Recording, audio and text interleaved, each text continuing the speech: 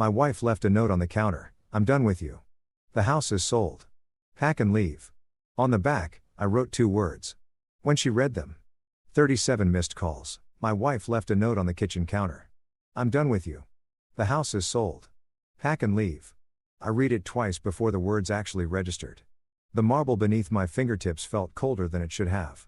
My chest tightened, not from anger, not at first, but from the quiet realization that something irreversible had just happened. The house was locked behind me. The security code had been changed. My car key no longer opened the garage. And upstairs, behind the sheer white curtains, I could see her silhouette watching to make sure I understood. On the back of that note, I wrote 2 words. 3 hours later, my phone began to vibrate. I had just come back from my cardiologist when I found the note. The late October wind cut through my coat as I walked up the driveway, the maple leaves skittering across the concrete like dry bones. I remember thinking how peaceful the house looked from the outside. Warm lights glowing through the windows, smoke drifting from the chimney, the kind of home people slowed down to admire. I typed in the front door code. Red light. Access denied.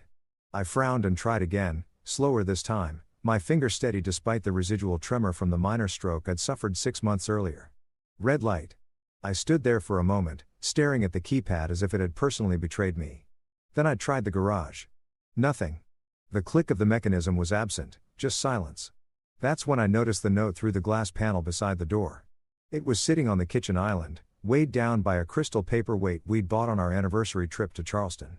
I walked around to the back patio where the sliding doors were unlocked. She hadn't thought of that. Not yet. The kitchen smelled faintly of rosemary and garlic. She'd cooked earlier. The dishwasher hummed softly. Everything felt disturbingly normal except for the note. I'm done with you. The house is sold.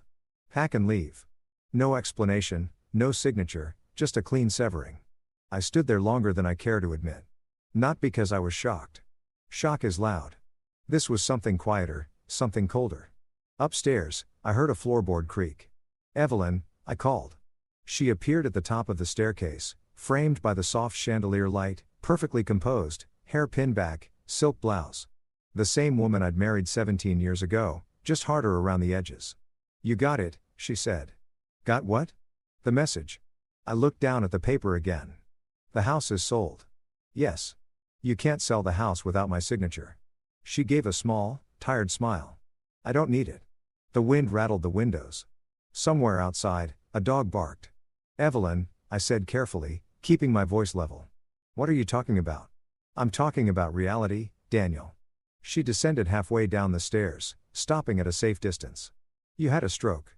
You can barely manage your medications without reminders. You forget meetings. You sleep half the day. I can't keep pretending everything is fine. I'm recovering. You're declining. The word hung between us. We accepted a cash offer, she continued. Closing is tomorrow. The buyers want immediate possession. You don't have authority to transfer the title. I have power of attorney, she said, her tone sharpening. You signed it. Remember? I did remember. After the stroke, while I was still foggy and grateful to be alive, she'd insisted it was just temporary. In case something happened, she'd said, in case you can't speak for yourself, I had signed. But I also knew exactly what that document allowed and what it didn't. You think I'm a burden? I said quietly. Her jaw tightened. I think I deserve stability. There it was. Not grief, not fear. Calculation. Who's the buyer? I asked. That's not your concern. And where am I supposed to go? She shrugged lightly. You have investments. You'll manage. I studied her face. There was something behind her eyes I hadn't noticed before. Urgency, almost panic. This wasn't about my health. This was about something else. I walked back to the counter and picked up the note. The paper was thick, expensive stationery. She'd taken time to choose it. I turned it over. On the blank side, I wrote 2 words. Check again. I set the note back exactly where she had left it. What does that mean? She asked. You'll see. I walked out the back door without another word. The air outside felt sharper now, cleaner. My heart beat steady in my chest, stronger than it had in months. I didn't drive to a hotel. I drove downtown. By the time I reached my attorney's office, I already knew what I would find. At 5:42 p.m., my phone buzzed for the first time. Evelyn. I let it ring.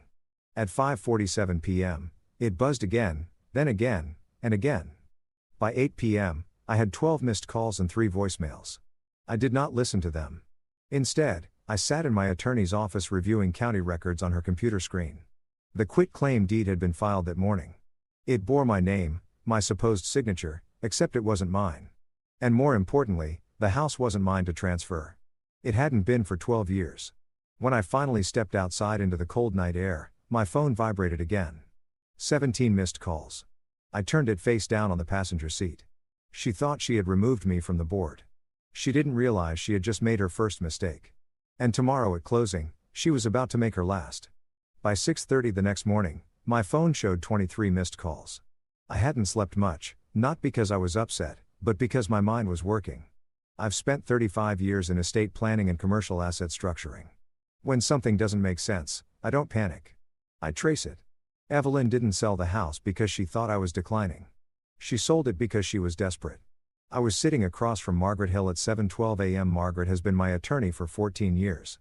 Sharp, methodical, early 40s, the kind of woman who doesn't raise her voice because she doesn't need to.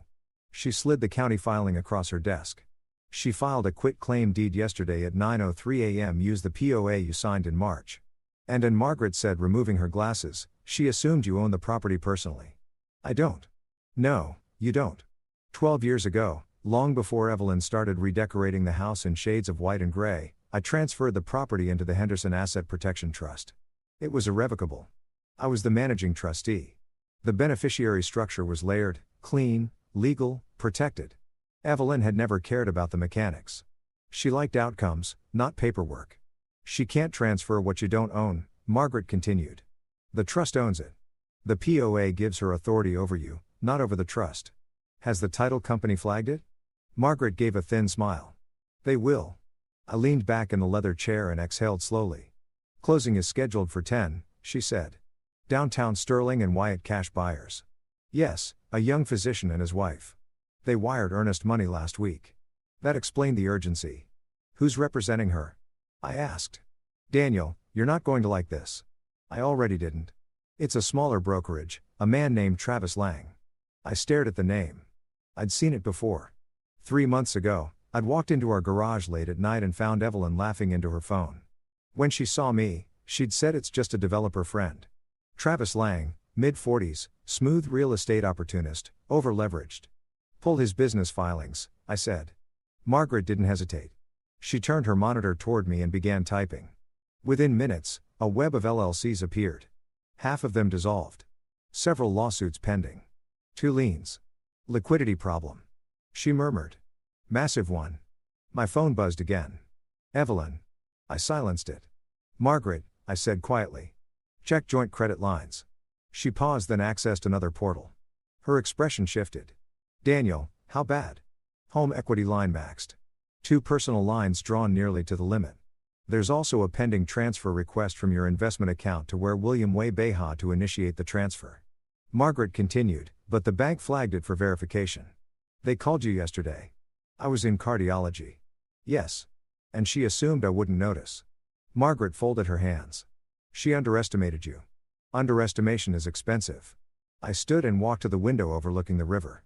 The morning sun reflected off the glass towers like blades. She thinks the house sale covers it. I said, fast cash, immediate possession, clean exit and relocation. Margaret added. There's a forwarding address filed with USPS. Where? Miami. Of course. Sunday, new beginning. No cold Chicago winters. She's leaving. Margaret said she thinks she is. At 8:41 a.m., my phone vibrated again. 31 missed calls. I finally listened to one voicemail. Daniel. Evelyn's voice trembled, not with sorrow, but strain. Why did the title company just call me? What did you do? I deleted the message. Margaret, I said, turning back toward her desk if she attempts to close. Despite the trust structure, what happens?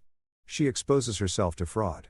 Wire fraud, specifically if funds move under false representation and the POA misuse. Breach of fiduciary duty. Potential financial exploitation. Criminal. If pursued, I nodded once. Notify the title company formally. Send certified copies of the trust. File a notice of dispute with the county recorder. And draft a petition for temporary protective order. Margaret's eyes sharpened. You're not stopping at the closing. No. What are you planning? I didn't answer immediately. Instead, I reached into my jacket and pulled out a thin envelope. Inside was a dead instrument. I'd hired a forensic accountant 3 weeks ago quietly. Something about Evelyn's spending didn't align. Travis Lang had taken out a private bridge loan 6 months earlier. $500,000 high-interest short-term collateral non-personal guarantee. He was underwater. And yesterday morning through an intermediary, I purchased that debt. She doesn't know, Margaret asked softly. No. Does he? Not yet. Margaret leaned back slowly. So at 10 o'clock, she believes she's closing on a house she doesn't legally own to pay off a debt that now belongs to you. Yes. She studied me carefully. This isn't revenge, is it? No, I said. It's correction. At 9:15 a.m., we left for Sterling and Wyatt. My phone buzzed again. 37 missed calls. I turned it face down. Let her feel the silence. By the time we entered the lobby at 9:58 a.m., I wasn't angry. I wasn't hurt. I was clear. Evelyn had written her note in bold letters, but she hadn't read the fine print. And at 10 o'clock sharp, she was about to. At 9:59 a.m., the elevator doors opened onto the 42nd floor. Sterling and Wyatt believed in intimidation by architecture. Floor-to-ceiling glass, polished walnut, a reception desk carved from a single slab of marble. The kind of place where people signed documents that changed their lives and tried not to look nervous doing it. Margaret walked beside me, her heels striking the floor with quiet precision. 2 men followed at a measured distance, plain clothes, neutral expressions. Detectives Miller and Caruso. They looked like corporate executives. They were not. Through the glass walls of Conference Room B, I saw Evelyn. She was seated upright at the far end of a long table dressed in navy silk posture. Perfect. To her right sat Travis Lang, immaculate in a tailored gray suit, leaning back with artificial ease. Across from them, a young couple, early 30s. The husband had a doctor's posture, straight spine, careful eyes. His wife held a leather portfolio in both hands like something sacred. Between them on the table lay a cashier's check. Milunya Habendala. The air inside that room was thick with expectation. Margaret paused beside me. Ready? I've been ready. At exactly 10:03 a.m., I opened the door. The room fell silent. Evelyn's face drained of color. So fast it was almost clinical. For half a second, she looked as if she'd seen an apparition. Daniel, she said, standing halfway. The young couple turned in their chairs. Confusion flickered across their faces. Travis's jaw tightened. He recovered quickly, smoothing his tie. Well, he said lightly, look who decided to show up. I walked past him without acknowledging the remark and took the empty chair at the head of the table. Good morning, I said calmly. I'm Daniel Henderson. The doctor nodded cautiously. We were told you weren't able to attend. I'm very able. The title officer, a thin man named Peters, cleared his throat. Mr. Henderson, we were just preparing to finalize signatures.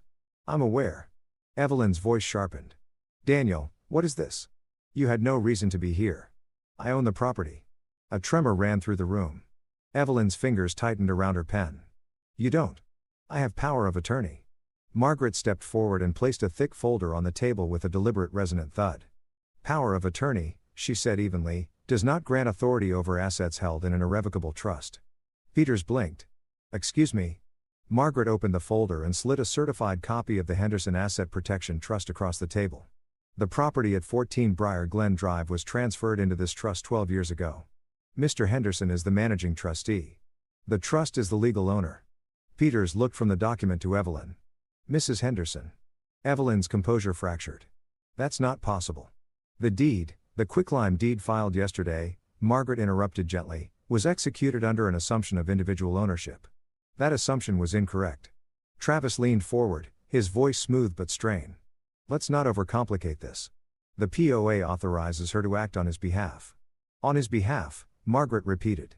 Not on behalf of the trust. Silence. The doctor across the table slowly withdrew his hand from the check. What exactly are you saying? He asked. I'm saying, I replied quietly, meeting his eyes, this house is not for sale. Evelyn turned toward me as if I'd struck her. You can't do this. I already did. Her breathing quickened. Daniel, this is humiliating. It would have been far worse if it had gone through. Peter stood abruptly. We need to pause this closing immediately. I'm not proceeding until ownership is verified. The doctor's wife leaned toward her husband, whispering something urgent. He nodded and carefully slid the cashier's check back into his portfolio. Travis's confidence dissolved. A bead of sweat appeared at his temple. "Daniel," he said under his breath. "We had an understanding." "No," I replied. "You had an assumption." Margaret handed Peters another document. "Notice of dispute filed with the Cook County Recorder at 8:17 a.m. today. The transfer is legally contested." Peter scanned the page, his expression shifting from confusion to alarm. Evelyn's voice dropped into something close to pleading. "Daniel, please. We can discuss this privately. We are discussing it." Her eyes flicked toward the young couple. Their optimism had evaporated, replaced by visible unease. "This is a misunderstanding," Evelyn insisted. "Daniel's been unwell. He doesn't always." "Careful," Margaret said softly. Evelyn stopped. The weight of those words settled heavily in the air. Travis pushed back his chair, standing abruptly. "This is ridiculous. We've invested time and resources into this transaction." "And you nearly invested wire fraud," Margaret replied evenly. The word hung there. "Fraud?" Travis went pale. The doctor stood his jaw tight. "We're leaving." "I'm very sorry," I said sincerely. "You deserve better than this." They exited without another word. The door closed. For a moment, only the hum of the air conditioning filled the room. Evelyn turned toward me, eyes blazing. "What did you do?" she whispered. "I told you to check again." Her composure collapsed. "You set this up?" "No," I said calmly. "You did." Travis grabbed his briefcase. "We should go." He moved toward the door, but Detective Miller stepped forward just enough to block the path. "Not yet," Miller said quietly. Travis froze. Margaret placed one final document on the table. "A formal notice of breach of fiduciary duty," she announced.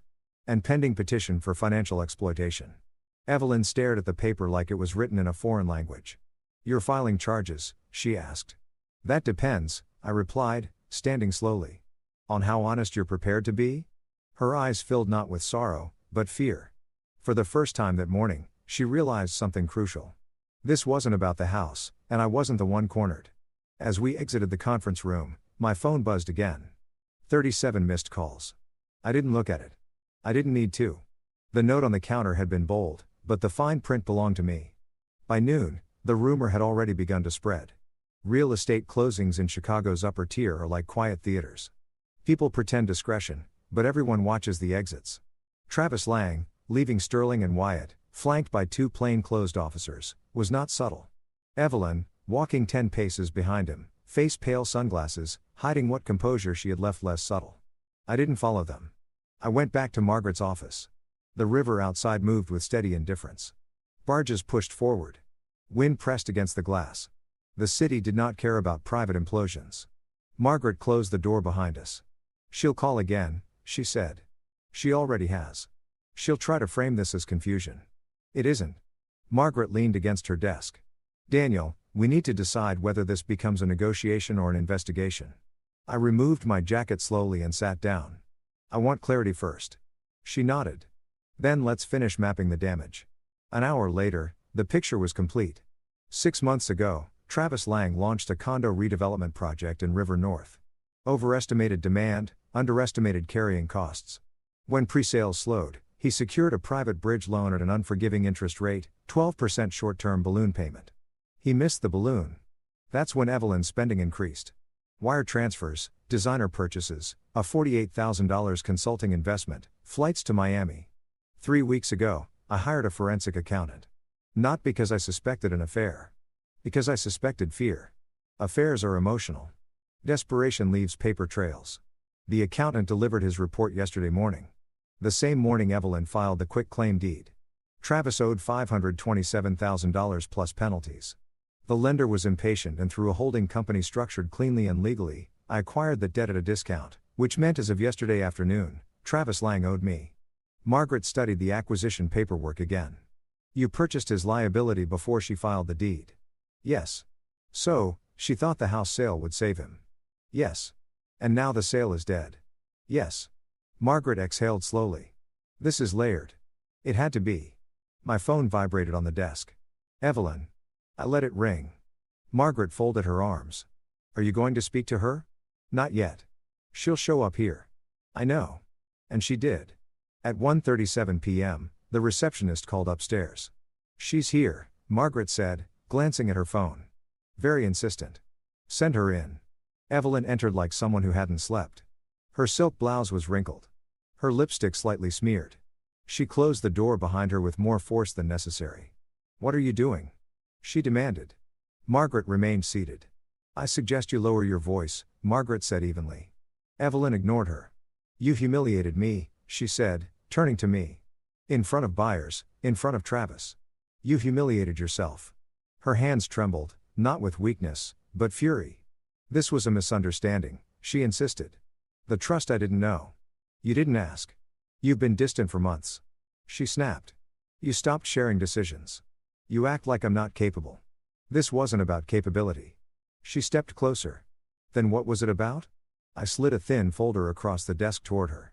She opened it. The color drained from her face for the second time that day. "What is this?" "Your solution?" I said quietly. Inside were copies of Travis's loan agreement, the assignment of debt, and a notice of demand. "You bought this," she whispered. "Yes." She flipped through the pages, her breathing quickening. "You can't." "I already did." Her eyes darted toward Margaret.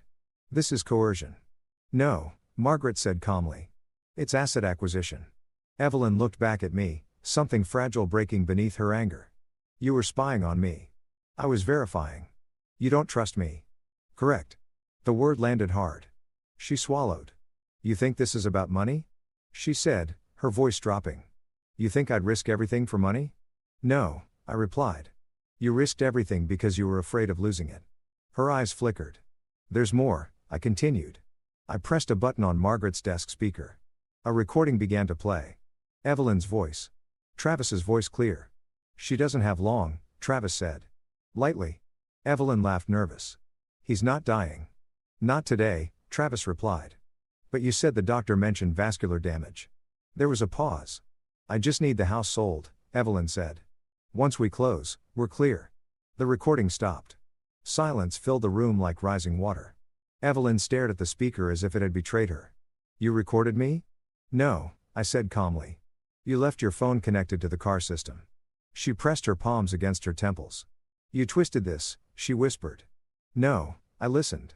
Tears finally formed, but they weren't for me. "They were going to ruin him," she said, voice cracking. "The lender was threatening litigation. I was trying to help. You were trying to rescue someone who should have failed on his own." Her shoulder slumped. "I was scared," she admitted. "Of what?" "Of being alone." The confession lingered between us for a moment. 17 years of marriage hovered in the air. Then she straightened slightly. "What do you want?" she asked. "I want control restored." "You already have it." "No," I said. "I want acknowledgement." Her phone buzzed. She glanced down.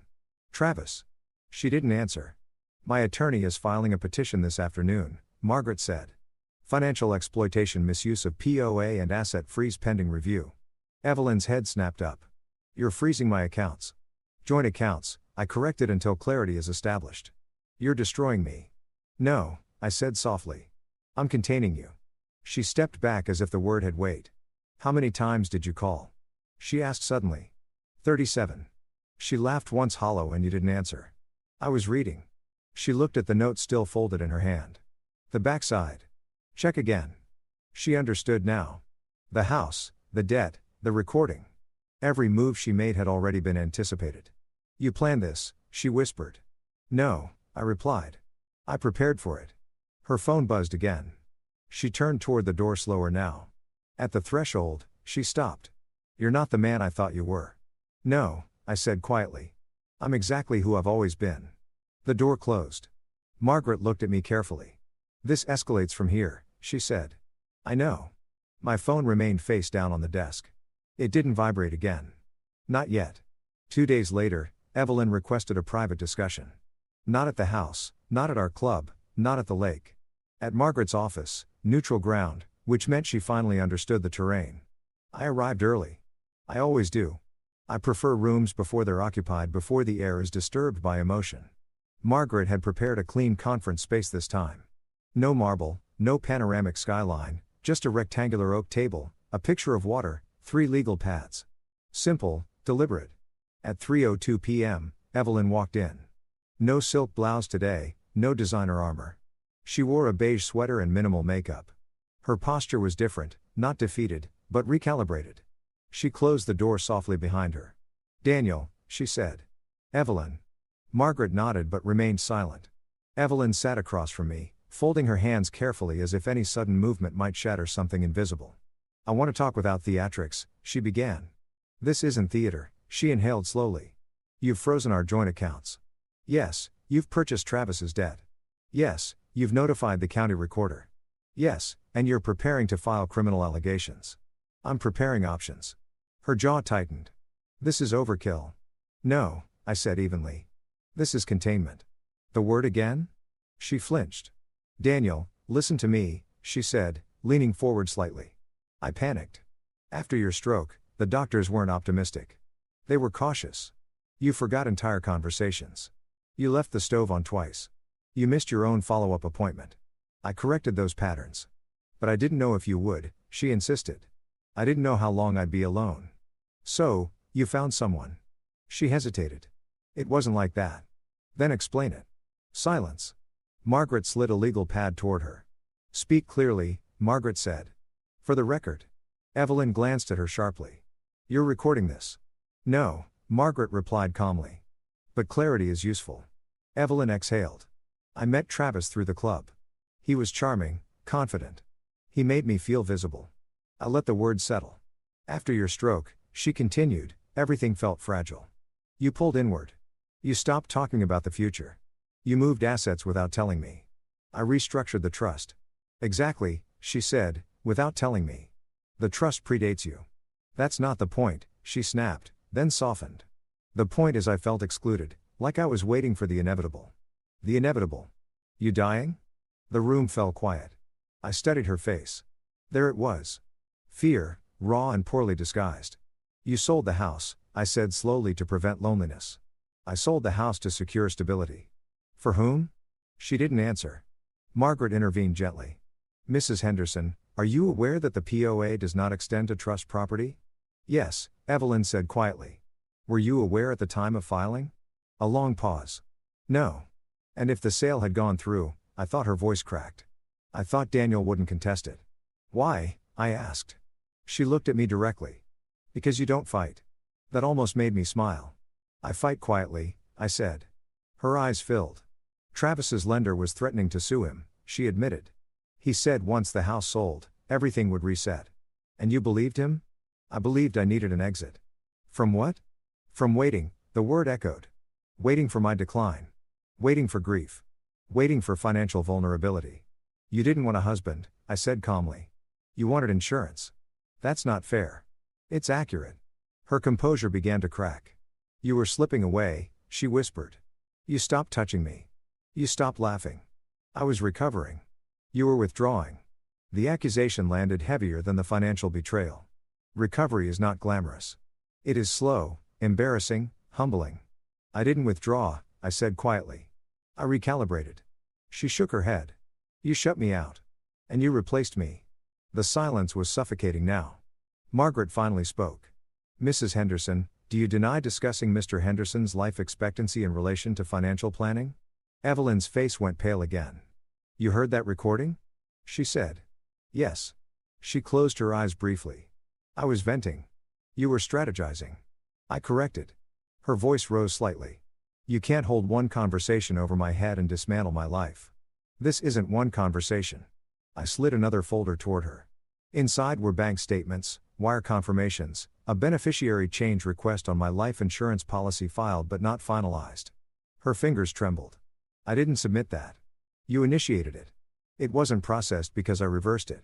Tears finally spilled down her cheeks. I never wanted to hurt you, but you were willing to risk me. Her breathing became uneven. Travis said you wouldn't live another decade anyway, she whispered. And you agreed. No, she said quickly. I didn't. You laughed. She covered her mouth with her hand. The room held its breath. I was afraid, she repeated. Fear explains, I said softly. It does not excuse. Margaret leaned back. Here are the terms, she said. Evelyn looked up slowly. No criminal filing if full cooperation is provided, Margaret continued. Divorce proceedings uncontested. Full disclosure of financial involvement with Mr. Lang. And written acknowledgement of POA misuse. Evelyn stared at the paper. Margaret slid forward. This ruins me socially, she whispered. No, I said quietly. Your actions did. She looked at me with something like recognition. You're not angry, she said. I replied yesterday. And today I'm clear. Her phone vibrated on the table.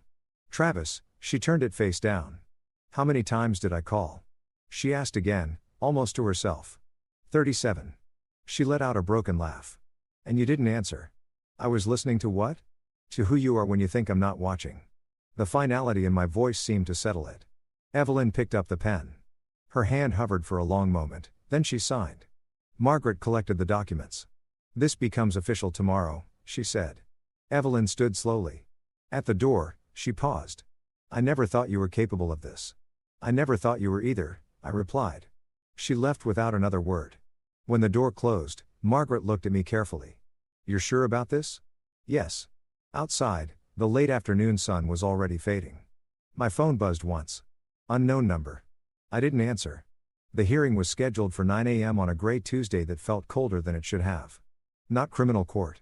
Civil, orderly, controlled, but no less devastating. Cook County Civil Division doesn't look like television. There are no dramatic spotlights, no raised voices, just fluorescent lighting, wooden benches polished by decades of anxious hands, and the quiet hum of lives being recalculated. I arrived alone. Margaret met me inside, files in hand, composed as always. Ready? She asked. Yes. Evelyn sat on the opposite side of the room. She looked smaller today. Not physically, but socially. Two women from the club sat 3 rows behind her, not beside her, behind, observing. Travis sat at the far end, jaw, tight posture, rigid. His attorney, a thin man with an expensive watch, flipped through documents with visible irritation. When the judge entered, the room stood. Judge Halpern was in his late 60s, calm, direct, the kind of man who had seen every version of deception and no longer reacted emotionally to any of it. We were called forward. Margaret spoke first. Your Honor, this is a petition for declaratory judgment regarding misuse of power of attorney, attempted transfer of trust property, and associated financial exploitation. The judge looked over his glasses at Evelyn. Mrs. Henderson, do you dispute the trust structure? No, Your Honor, she said quietly. Do you dispute filing the quitclaim deed? No. Were you aware the property was not held in your husband's personal name? A pause. No. Judge Halpern nodded once. Power of attorney grants authority within the legal scope of the principal's assets, he said evenly. It does not override trust ownership. Margaret handed forward certified copies. The judge scanned them and the debt assignment, he asked. Margaret gestured toward Travis. Mr. Lang secured a private bridge loan. Mr. Henderson lawfully acquired the outstanding note. Travis shifted in his seat. Judge Halpern turned to him. Mr. Lang, were you aware Mrs. Henderson intended to use proceeds from this sale to satisfy your obligation? Travis hesitated. Yes. And did you verify ownership of the property? His attorney interjected. Your Honor.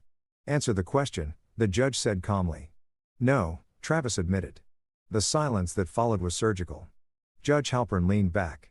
This court finds the attempted transfer invalid. The property remains vested in the Henderson Asset Protection Trust. He turned toward Evelyn. As for misuse of POA, while ignorance may mitigate intent, it does not erase consequence. Her shoulder sank slightly. Margaret continued, Your Honor, we request temporary financial oversight and full disclosure of transactions initiated under PA authority. Granted, the gavel struck lightly. Travis's attorney rose. We object to the debt acquisition being weaponized. The judge looked at him with mild impatience. Debt acquisition is not weaponization. It is capitalism. A ripple of restrained amusement moved through the room. Travis's face wrinkled. The lender assigned the note legally, the judge continued. Mr. Lang remains personally liable. Travis swallowed hard. Judge Halpern closed the file. This court encourages resolution without further litigation, but let me be clear. Trust structures exist for protection. Attempts to circumvent them invite scrutiny. He stood. The hearing was over. No shouting, no theatrics, just irreversible clarity. Outside the courtroom, whispers began immediately. One of the club women approached Evelyn cautiously. I didn't realize, she murmured. Evelyn didn't respond. Travis moved quickly toward the exit, avoiding eye contact with anyone. I remained still. Margaret touched my arm lightly. You're done here? Yes. Evelyn walked toward me slowly. Her eyes were red but dry. You won, she said. I didn't compete. She let out a shallow breath. I never thought you'd go this far. I never thought you would. A faint bitter smile touched her lips. They're all talking, she said quietly, glancing around the hallway. That will pass. And Travis, he owes what he signed for. She studied me for a long moment. You could have destroyed him. I didn't. You could still press charges. I haven't. Why? Because destruction is noisy. And I was done with noise. I don't need punishment, I said. I need separation. She nodded slowly. And what am I supposed to do now? The question wasn't rhetorical. It was hollow. That's your responsibility.